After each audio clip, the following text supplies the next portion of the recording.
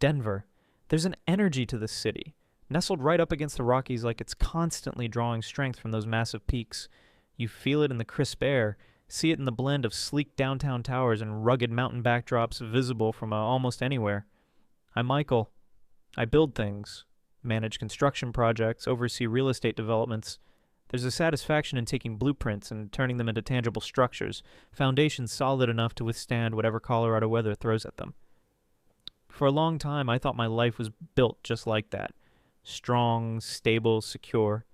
And at the heart of that life was Sarah, my wife.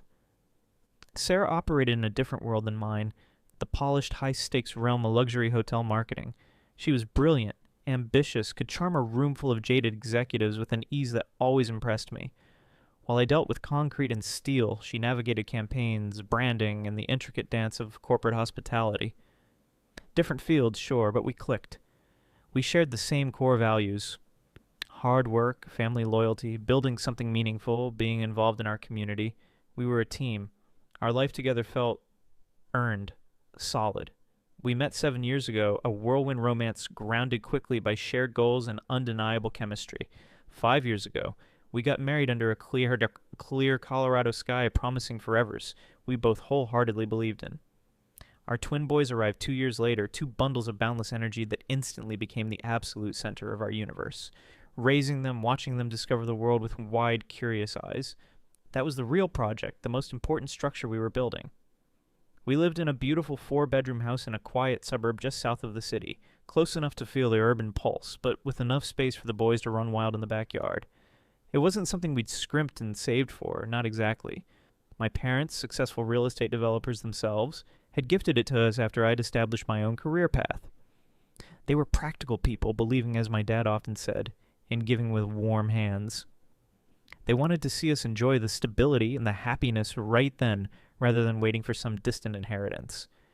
It was an incredible gesture, one that underscored the family values we all shared. Our routine might have looked mundane to outsiders. We weren't big on the glitzy nightlife scene. Quiet dinners at home, grilling on the deck in the summer, hiking trips into the foothills on weekends, volunteering at the local community center. That was our speed. Sarah dressed professionally for her high-powered job, stylish but conservative. At home it was jeans and comfortable sweaters. The world saw a grounded, successful couple focused on family and career, and that's exactly what we were. Trust wasn't just a word for us. It was the bedrock. Absolute, unquestioned trust. We didn't keep secrets. No hidden phone screens, no vague explanations for late nights, because there weren't any. Sarah was naturally affectionate, always the first to reach for my hand during a movie, sneak a kiss while I was cooking, or wrap her arms around me when I walked in the door. Her touch was grounding, a constant reassurance of our connection. I adored that openness, that easy intimacy. Raising twin boys is no joke, of course. It's chaos, exhaustion, and moments of pure, unadulterated joy all rolled into one. It tested us, pushed us, but we always navigated it together. When Sarah felt overwhelmed with the demands of her job and motherhood, I stepped up without needing to be asked.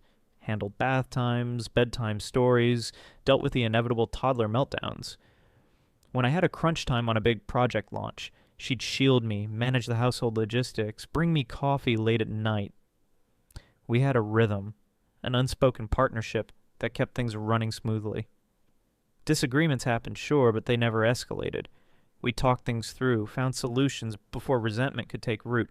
Life felt incredibly good, stable, loving, fulfilling.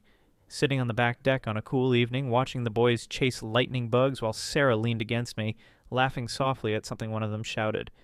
Those were the moments that felt like pure gold. I had everything I thought I ever wanted. A thriving career, a beautiful home, 2 amazing sons, and a wife I loved and trusted with every fiber of my being. I couldn't imagine anything threatening that foundation. I couldn't conceive of a crack, let alone a complete structural failure. Which just goes to show how blind even a man who builds things for a living can be. A week before the annual Global Hospitality Summit, a major event for Sarah's hotel chain, she got the call. Mandatory attendance. Apparently, a couple of key marketing VPs from other regions had dropped out last minute, and her presence was suddenly deemed essential. The summit was right here in Denver, spread across several downtown hotels and the convention center. A 3-day affair. Sarah genuinely didn't seem thrilled about going. Honestly, Michael, she sighed, packing a sleek carry-on in our bedroom, it's 3 days of forced schmoozing and panel discussions I could recite in my sleep. I tried to get out of it, told Daniel I had too much on my plate, but he insisted. Daniel was her direct boss and the VP of marketing, a guy I'd met a few times at company functions, charismatic, sharp, maybe a little too smooth for my liking, but Sarah seemed to respect him professionally. I hate leaving you with the boys for 3 whole days, especially with their soccer tournament this weekend, she continued, folding a silk blouse with practiced care. I gave her a reassuring smile, pulling her close. Hey, we'll be fine. Seriously, it's part of your job, I get it. Go network, learn something new, whatever it is you do at these things.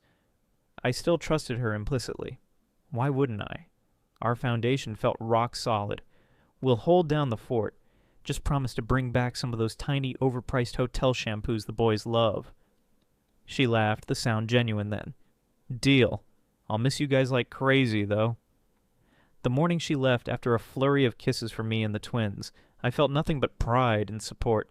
Ours was a partnership. Her career was demanding, just like mine, and we navigated the overlaps and sacrifices together. That's what strong couples did. The first day and a half passed uneventfully. Texts from Sarah were sporadic. Stuck in sessions. Zrenya. Networking dinner running late.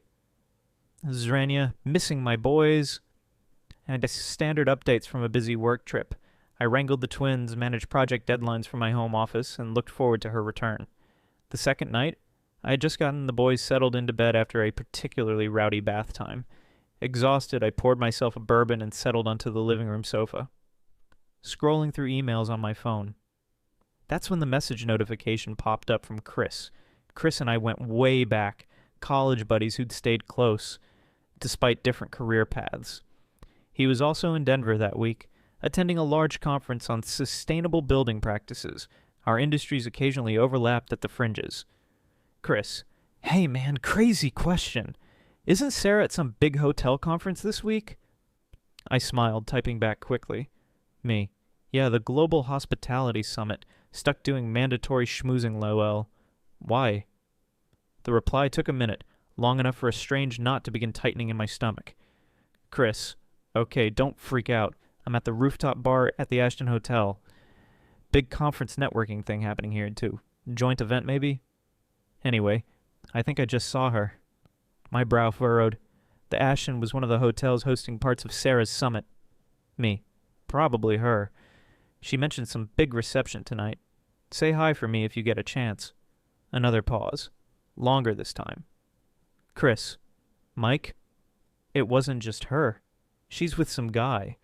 Older silver hair. Very close. Like, really close. The knot in my stomach tightened painfully. Silver hair. That sounded like Daniel. Me. Daniel, maybe? Her boss, probably talking shop. Even as I typed it, the words felt flimsy, desperate. Chris.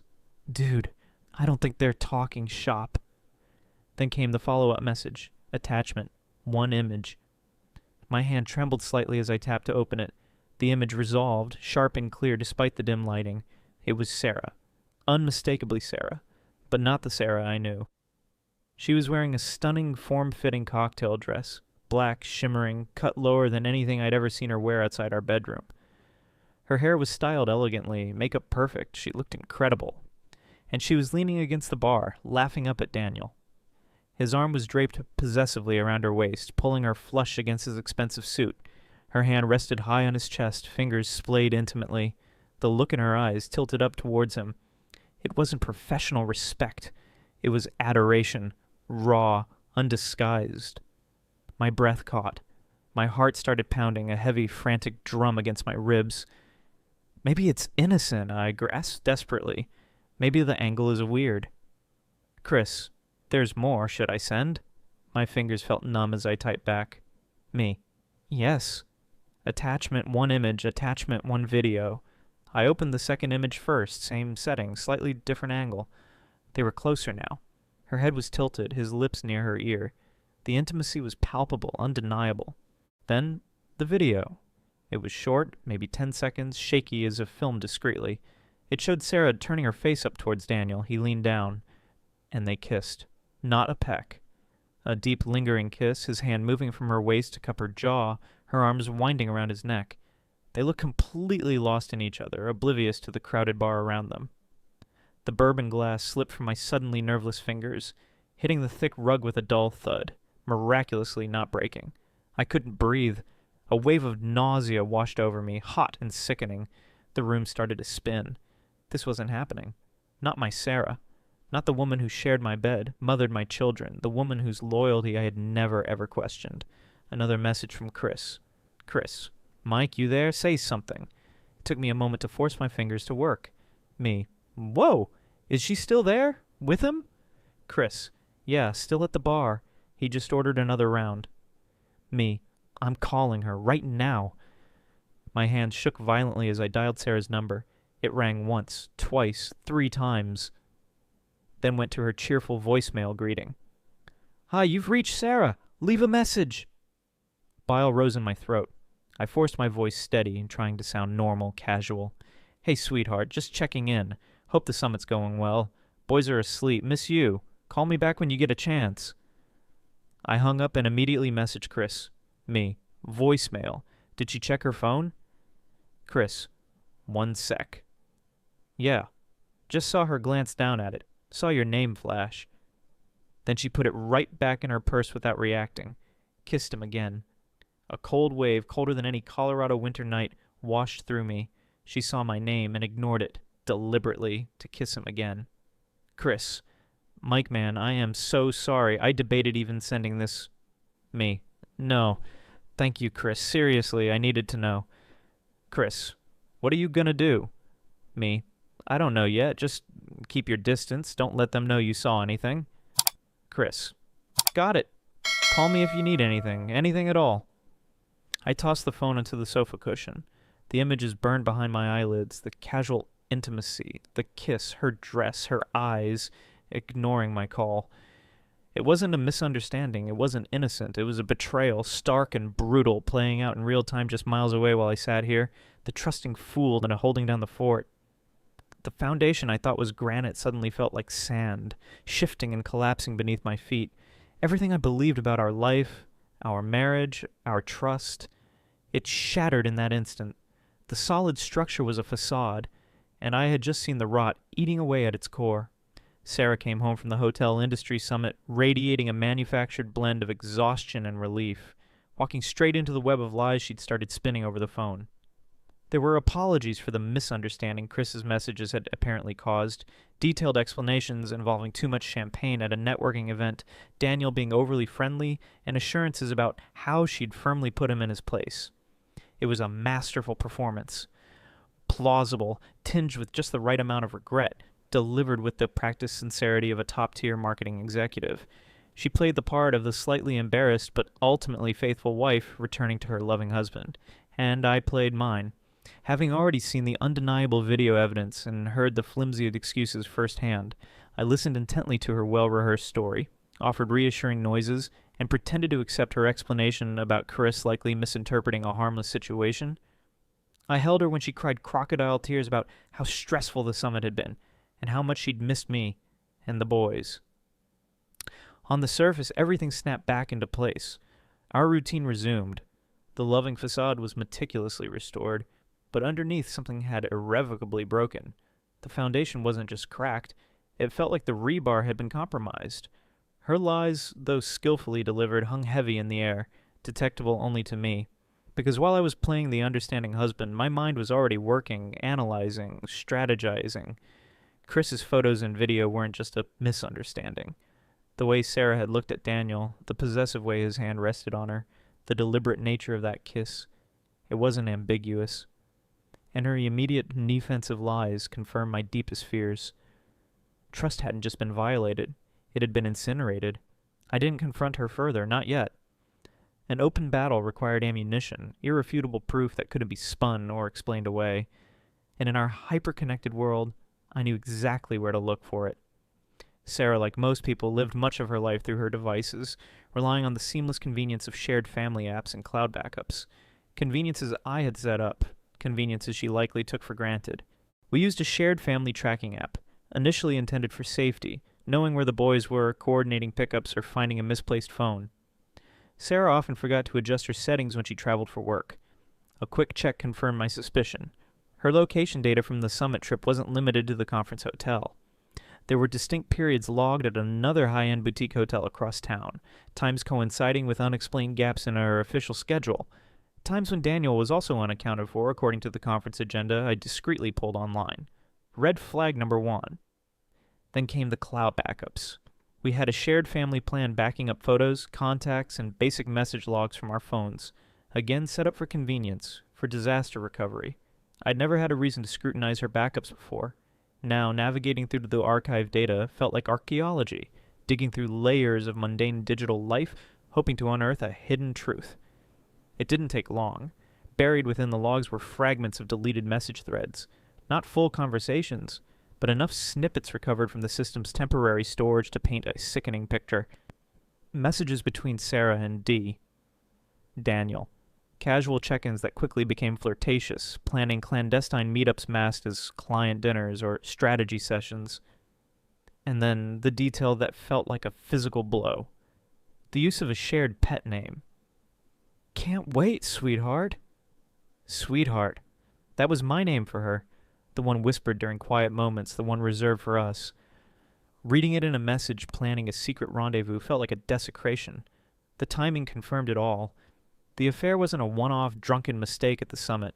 It had been going on for months, right under my nose, woven into the fabric of her work trips, her late nights, her networking events. The pieces clicked together.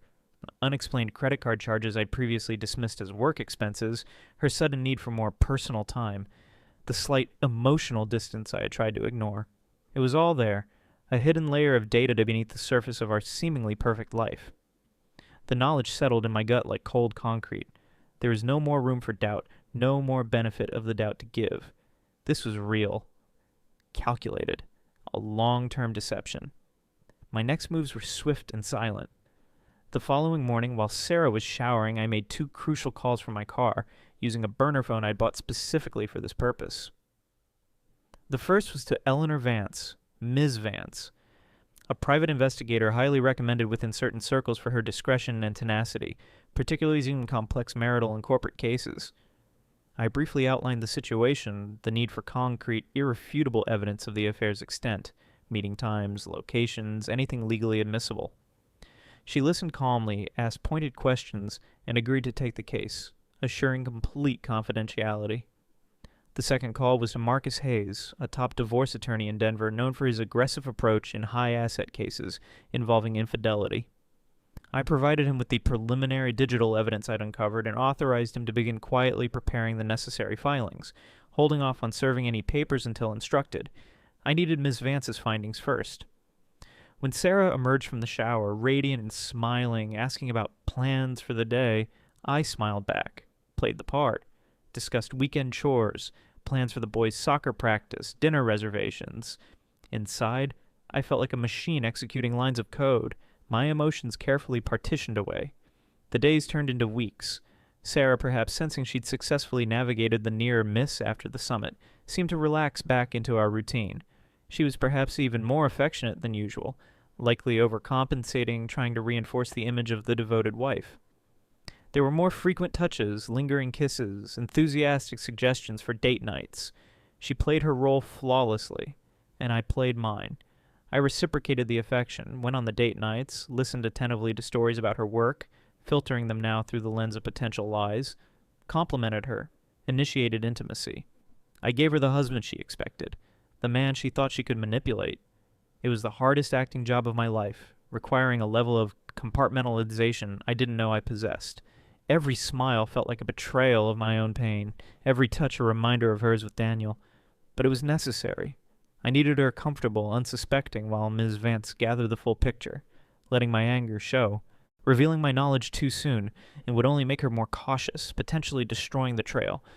So I lived the lie alongside her, maintained the facade of our perfect Denver life, the solid foundation, all the while knowing, with chilling certainty, that I was merely waiting for the right moment to pull the trigger on the demolition charges already set. 3 months. For 3 agonizing months, I lived a double life that mirrored Sarah's own deception, though mine was born of necessity, not desire. 3 months of shared meals where the food tasted like ash, of forced smiles that felt like facial contortions, of touching a woman whose betrayal was a constant cold presence beside me in our bed. I played the role of the trusting, devoted husband flawlessly, burying the rage and hurt deep beneath a carefully constructed facade. Sarah, seemingly convinced she had dodged a bullet after the Summit incident, settled back into her routine, perhaps even bolder in her perceived security. She remained affectionate, attentive, the perfect wife and mother, a performance so convincing it sometimes made me sick with a twisted kind of admiration for her sheer audacity. All the while, Ms. Vance and her team worked silently in the background. Her updates were infrequent and discreet, delivered via encrypted messages to my burner phone, establishing pattern, confirming locations, acquiring documentation. Each brief message was a small twist of the knife, a confirmation that the rot was real, deep, and ongoing. Finally, the call came. Mr. Davies, Ms. Vance's calm, professional voice stated, "I have compiled my comprehensive report. I believe you'll want to review this in person at your earliest convenience." We arranged to meet the following afternoon at her discreet office suite in a nondescript building downtown. Driving there, my knuckles were white on the steering wheel. My stomach churned with a toxic mix of dread and a grim need for confirmation.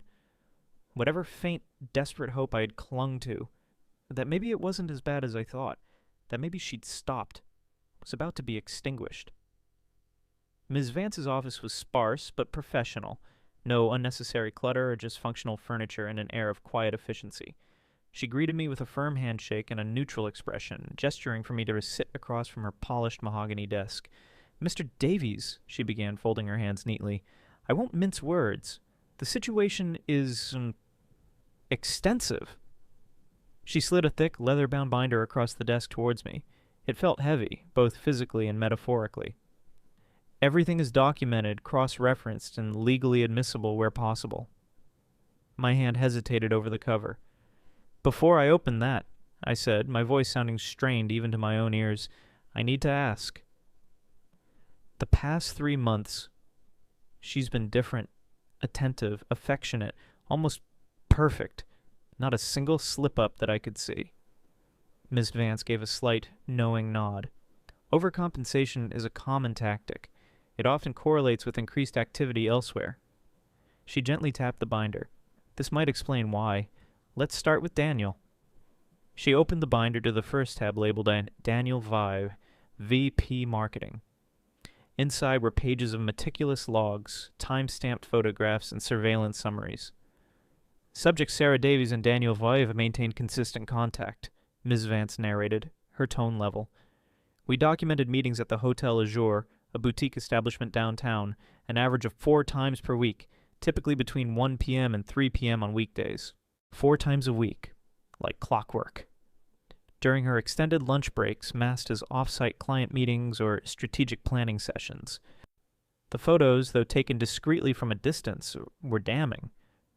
Sarah and Daniel entering and leaving the Hotel Azure separately within minutes of each other, sometimes sharing a brief, charged glance across the lobby. One particularly clear shot showed them embracing quickly in the dimly lit parking garage before getting into their respective cars. Each visit lasted approximately 2 hours, Ms. Vance continued, flipping a page. "We have corroborated hotel records, obtained legally via subpoena based on your preliminary evidence of commingled funds potentially used for illicit purposes, showing rooms registered under various corporate aliases linked back to Daniel Voice." Nausea rose in my throat again, bitter and hot.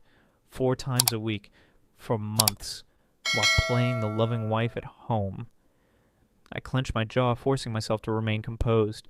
Ms. Vance paused, her gaze meeting mine with a flicker of something that might have been sympathy, quickly masked. "However, Mr. Davies, Daniel V. is not the only party involved." My head snapped up. "What?"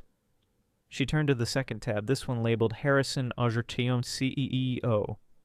My blood ran cold.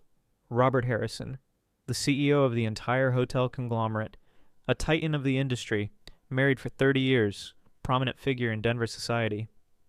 During surveillance of Ms. Davies' movements, particularly during out-of-town work trips she took after the Denver summit, we noted repeated interactions and meetings with Mr. Harrison that fell far outside standard professional conduct. She slid a photograph across the desk. It showed Sarah and Harrison dining together on a restaurant patio in Chicago, leaning close, wine glasses touching. Another showed them entering a different luxury hotel, one owned by a rival chain, late in the evening. A third, grainier shot captured through a telephoto lens showed them standing close together on a hotel balcony, Harrison's arm around her shoulder. Furthermore, Ms. Vance said, her voice dropping slightly, cross-referencing communication logs obtained from the cloud backups you provided revealed encrypted messages exchanged directly between Ms. Davies and Mr. Harrison, using coded language, but clearly indicating a personal, intimate relationship running parallel to the one with Daniel Vrain. My mind struggled to process the enormity of it. Not one affair, but two. With her direct boss and with the CEO simultaneously. It gets more complex, Ms. Vance stated, anticipating my unspoken question. She flipped to a section containing travel itineraries and expense reports. On at least 2 occasions during separate business trips, one to New York, one to Miami, both Daniel V. and Mr. Harrison were present. Surveillance and digital records indicate Ms. Davies spent time privately with both men during these trips, sometimes even within hours of each other, utilizing different hotel rooms booked under various names. The binder suddenly felt like it weighed 1,000 pounds. The calculated deception, the sheer scale of the betrayal, it was staggering. This wasn't just infidelity, it was a complex, multi-layered operation of deceit managed with chilling efficiency. Who was this woman? I must have looked as devastated as I felt because Ms. Vance paused. I understand this is incredibly difficult, Mr. Davies. The evidence is comprehensive. She pushed a slim USB drive across the desk. This contains digital copies of everything, all reports, photos, videos, communication logs. Your attorney will find it exceptionally useful, particularly regarding custody arrangements given the documented pattern of behavior. I stared at the binder, at the USB drive. The rage I had suppressed for 3 months felt different now. Colder, sharper. The initial fiery anger had burned down, leaving behind something harder, more resolute. This wasn't just about a broken heart anymore. This was about calculated destruction. They hadn't just betrayed me. They had made a mockery of our life, our family, everything we supposedly stood for. Thank you, Ms. Vance, I said, my voice flat, devoid of emotion. You've given me exactly what I needed. I stood up, tucking the USB drive securely into my pocket and closing the heavy binder. The weight felt appropriate now. It was the weight of truth, and the weight of the reckoning to come. Armed with the devastating truth contained in Ms. Vance's binder and the USB drive tucked securely away, the waiting game was over. The final phase of my plan was ready for execution. I chose a Tuesday evening deliberately mundane. The boys were asleep upstairs, their soft breathing a stark contrast to the storm brewing within the walls of our home. Sarah was curled up on the sofa, reading a novel, looking for all the world like the picture of domestic tranquility. The irony was suffocating. I sat down in the armchair opposite her, letting the silence stretch for a moment, observing her, the calm before the engineered chaos. Sarah, I began, my voice level, carefully devoid of the turmoil churning inside me. She looked up, a questioning smile on her face. Yeah, honey. We need to talk. About the summit. Her smile faltered almost imperceptibly. Her eyes became guarded. The summit? Michael, I thought we were past that. I told you it was a mistake. Too much champagne. No, I interrupted, keeping my tone soft but firm. We're not past it. Because you weren't honest with me, Sarah. Not even close. She sat up straighter, the book forgotten in her lap. Defensive posture immediately engaged. What are you talking about? I told you exactly what happened. Daniel got overly friendly. I shut it down. Chris clearly blew things out of proportion. I let out a slow breath. Chris sent me photos, Sarah, and a video of you and Daniel kissing. It wasn't ambiguous. And you ignored my call right after. Her face flushed. Okay, fine. So maybe I downplayed it a little. I didn't want to upset you. It was one stupid kiss, Michael. It meant nothing. He was persistent. I'd had too much to drink. It just happened. And I stopped it right there. It hasn't happened since. The words tumbled out rapid-fire rehearsed. I simply stared at her, letting her lies hang in the air between us. The silence stretched again, thick with unspoken accusations. Is that all? She asked, a hint of defiance creeping into her voice. Are you going to crucify me over one drunken mistake?" "Was it just one mistake, Sarah?" I asked quietly. "What about the Hotel Azure 4 times a week? Does that sound like shutting it down?" The color drained from her face. Her eyes widened in genuine shock this time.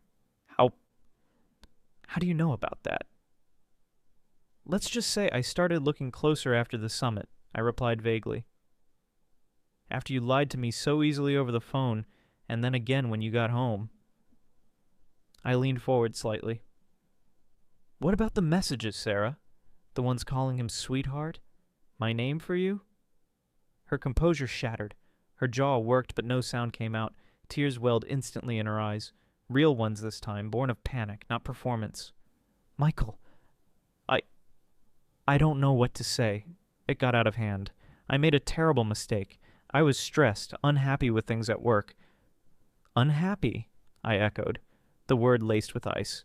"Is that why you involved Harrison, too?" If possible, she turned even paler, looking as though she might faint. "Harrison? No, Michael, no, that's not—" "Don't," I cut her off, my voice dangerously low. "Don't lie to me again, Sarah. I know everything. Chicago, Miami, the encrypted messages, the other hotel balconies." She finally broke. A choked sob escaped her lips, and she covered her face with her hands, her shoulders shaking. "Oh my God, Michael, I'm so sorry. So sorry. Please. It didn't mean anything. None of it." Her breakdown was everything I had expected, yet watching it unfold felt hollow. There was no satisfaction in her pain, only a grim confirmation of the wreckage she had made of our life. She continued to sob, incoherent apologies and desperate excuses spilling out between gasps, loneliness, pressure, ego, meaningless flings, a pathetic cocktail of self-pity and deflection. I let her cry for a minute, my own expression unreadable. Then, while her head was still bowed in supposed shame, I calmly picked up my phone from the side table. My fingers moved quickly, tapping icons, confirming actions I had set up hours before. 2 emails dispatched. 2 secure links activated via a prearranged signal to my lawyer's office. Sent. The evidence packages, comprehensive, damning, were now winging their way digitally to Sarah's parents, her brother, her closest friends, her key colleagues at the hotel chain, and, most crucially, to Mrs. Daniel V. and Mrs. Robert Harrison. The digital bombs had been deployed. I placed my phone back down, the screen dark. Sarah looked up, her face tear-streaked, confused by my silence, perhaps clinging to a sliver of hope that her confession might evoke pity, maybe even forgiveness. What are you doing?" she whispered. "Just tying up loose ends," I said coolly. "You see, Sarah, while you were crafting your apologies just now, I was busy sharing the truth."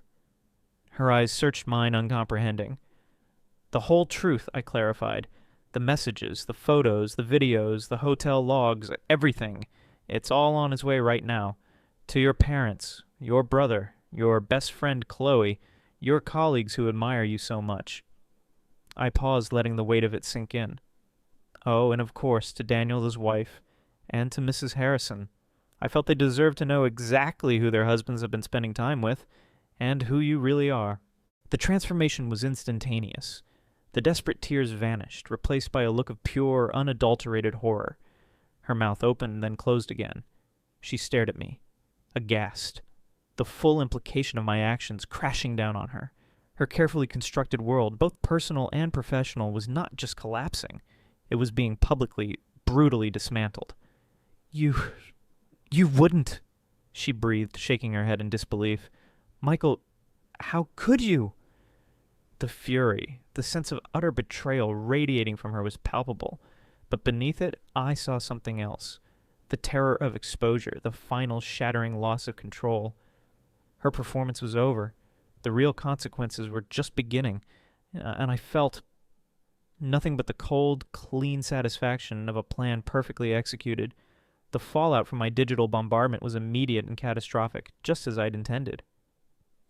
Sarah's phone had erupted that night with calls and messages, fury from her parents, disbelief from her brother, venom from betrayed friends. Her professional world imploded just as quickly as colleagues received the damning evidence. but the most potent shock waves were hitting the households of Daniel Febb and Robert Harrison. Predictably, desperation spurred them into action. The next morning I received a call from Daniel, his usual smooth tone replaced with barely concealed panic. "Michael, we need to talk, urgently, about finding a resolution." "Oh," I replied, keeping my voice cool. "What kind of resolution did you have in mind, Daniel?" "A settlement," he said quickly.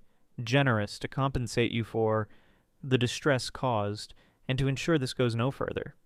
Harrison agrees. "Name your time and place." I almost smiled. They still thought this was about money, about control they could buy back. "All right, Daniel, tonight, 6 p.m., the mezzanine bar at the Grandview Hotel downtown, public place, just us." "We'll be there," he confirmed, relief evident in his voice. Of course they wouldn't come alone, and I wouldn't either. By 4 p.m., I was briefing Ms. Vance. We equipped ourselves with state-of-the-art discreet recording devices, audio bugs, hidden cameras. Ms. Vance and an associate would be next positioned at nearby tables, posing as patrons, capturing everything from multiple angles. I arrived at the Grandview's opulent mezzanine bar at 6:15 p.m., deliberately late. Let them stew. As expected, Daniel and Harrison were already there, seated at a secluded corner table, looking tense, and seated between them, pale and drawn, but dressed impeccably, was Sarah, a united front of desperation. I approached the table slowly, my expression unreadable. "Daniel, Mr. Harrison." I nodded curtly, then let my gaze linger on Sarah. "Sarah, didn't expect to see you here, keeping interesting company, as always." She flinched but said nothing. Harrison, ever the COO, took charge. "Davies," he began, his voice tight but controlled. "Let's dispense with the pleasantries. We're here to make this right. We understand you're upset." "Upset?" I interrupted, letting out a short, humorless laugh. "That's putting it mildly, Harrison. Try incandescent with rage, after discovering my wife was sleeping with her boss and her CEO, lying about it for months and using our shared resources to facilitate it all." Daniel shifted uncomfortably. Harrison's eyes narrowed. "Regardless of the specifics," Harrison continued, "this situation needs to be contained, for everyone's benefit. We are prepared to offer you a substantial financial settlement in exchange for your complete silence and withdrawal of any pending legal actions." "Define substantial," I said, leaning back slightly, feigning consideration. 500,000, Harrison stated flatly, wired immediately upon signing a non-disclosure agreement. I smirked. 500,000? To forget my marriage was systematically destroyed by two powerful men who saw my wife as a corporate perk? That's insulting. Daniel leaned forward, his voice pleading now. "Michael, think about the boys. A messy public fight isn't good for anyone." "Don't you dare bring my sons into this," I snapped, my voice dropping to an icy whisper. "You forfeited any right to speak about my family the moment you started sleeping with their mother." Harrison sighed, running a hand over his face. "Okay, Davies, name your price. What will it take to make this disappear?" "It's not just about money," I said slowly, enjoying the flicker of fear in their eyes. "But let's start there. $5 million compensatory damages." Harrison scoffed. "Don't be ridiculous." "And," I continued, ignoring him, "a face-to-face meeting, me, you, Daniel, your respective wives, and Sarah, where Sarah confesses everything and you two apologize." Harrison's composure finally cracked. "Absolutely not! You arrogant—" He stood up abruptly, leaning over the table, his voice dropping to a menacing growl. "Listen to me, Davies. You have no idea who you're dealing with.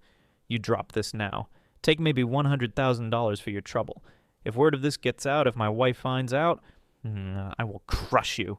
We know where you live. We know your routine. Accidents happen. People disappear. Are we clear?" Daniel looked terrified, but nodded along, complicit in the threat. Sarah stared wide-eyed, trapped between them. I met Harrison's glare calmly, took a slow sip of the water I hadn't ordered. Then I subtly tapped my phone screen under the table, activating the final step. "Crystal clear, Mr. Harrison." I smiled faintly. Threatening me directly. Bold move, especially when recorded. Their eyes widened simultaneously. "Recorded?" Daniel stammered. "Oh, yes," I confirmed. "High-definition audio and video, actually. Ms. Vance?" I nodded slightly towards a nearby table where Ms. Vance subtly acknowledged me before returning to her drink. My investigator has been documenting our entire conversation. Your threats are now evidence. I paused, letting it sink in. And speaking of evidence, check your phones, both of you. Their phones buzzed almost simultaneously. They glanced down, faces draining of color as they saw the caller IDs. Their wives. Funny timing, I mused. They must have just finished reviewing the packages my lawyer insured were delivered about. I checked my watch. 30 minutes ago. All the photos, messages, videos, everything. Harrison looked like he was going to explode. Daniel swayed, gripping the table for support. Sarah let out a strangled sob. Now, I said, standing up, my voice calm but final. If you'll excuse me, I believe you all have more pressing matters to attend to. My lawyers will be in touch regarding the settlement, the real one, and the consequences of your threats. I looked directly at Sarah, her face a mask of utter devastation. It's over, Sarah. Go home, or what's left of it. I walked away without looking back, leaving them trapped in the wreckage they had created. The aftermath was swift and brutal. The hotel conglomerate, desperate to avoid a public scandal involving its CEO and a VP, quickly settled the civil lawsuit out of court. $2 million landed in a trust fund dedicated solely to my son's future, ensuring they would never want for anything. Harrison and Daniel were both immediately suspended, then quietly fired following internal investigations, citing violations of conduct and morality clauses. Harrison lost millions in stock options and severance, and his glittering career ending in disgrace. While he avoided criminal charges directly related to the threats, likely due to expensive lawyers finding loopholes, the whiff of scandal and his documented abuse of power made him toxic. His wife filed for divorce immediately, taking him for everything she could in a very public, very messy split. Last I heard, he was selling off assets. His social standing obliterated. Daniel fared little better. His wife also left him instantly. Stripped of his high-paying job and facing hefty legal bills from the divorce, he struggled to find comparable work. His reputation was ruined. He lost his house, his savings, everything. And Sarah? The divorce was finalized quickly, the terms dictated entirely by the evidence against her. I received full custody of the boys. The house was mine, confirmed as premarital property gifted by my parents. She received nothing, no alimony, no assets beyond her personal belongings. Due to her documented instability, lies, and the potential danger her association with Harrison posed, given his threats, the court also imposed a restraining order and mandated supervised visitation only, along with 1 year of house arrest followed by extensive probation. Losing her job, her husband, her home, and, most devastatingly, primary access to your children, sent her into a complete spiral. Her family, appalled by the evidence I'd shared, offered minimal support. Friends vanished. Alone and facing the ruins of her life, she suffered a severe mental breakdown, requiring hospitalization. The road ahead for her looked bleak, filled with therapy, medication, and the long, hard climb back from rock bottom if she could even manage it. My life, in contrast, stabilized around my sons. The settlement meant financial security, allowing me to scale back my own demanding career and focus entirely on them. My parents and sisters stepped in, providing unwavering support, ensuring the boys were surrounded by love and normalcy. They were resilient, happy kids, thankfully too young to grasp the full extent of the implosion. Was revenge satisfying? Watching those who had so callously betrayed me face consequences? Yes, there was a grim satisfaction in seeing justice served, in seeing the scales balanced. But healing? That was a different story. Forgiveness felt distant, maybe impossible. Trust, once shattered so completely, felt like a structure damaged beyond repair, something I might never fully rebuild. The scars remained. But focusing on my sons, on building a new, honest foundation for them, gave me purpose. The future wasn't the perfect blueprint I had once envisioned, but it was mine to build, one solid, truthful day at a time.